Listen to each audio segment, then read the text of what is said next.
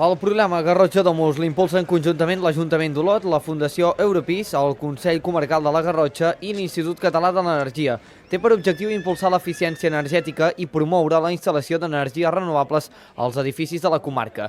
Durant aquest 2022, l'oficina Garrotxa Domus ha atès 471 persones i ha permès impulsar un centenar de millores energètiques. Són dades similars a les del 2021 i que, segons subratlla l'Ajuntament, mostren la consolidació del projecte. I això suposa, en xifres exactes, un estalvi anual energètic de 680 megawatts hora i, per tant, són 250 tones d'emissions de CO2 que s'han evitat de llançar a l'atmosfera.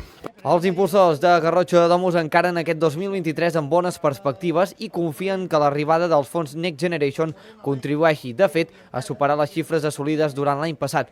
Arbós explica que ja estan treballant en diferents projectes per dur a terme aquest 2023. Des d'aquesta consolidació seguim treballant, de fet estem treballant ja colze a colze també amb la Fundació per marcar els reptes d'aquest 2023.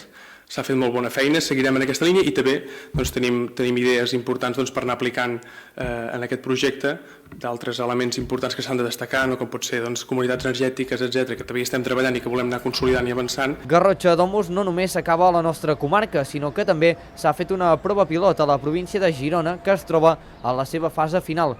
Vàrem acabar la fase de disseny i ara estem en fase d'intentar trobar bàsicament el finançament per poder implantar el programa.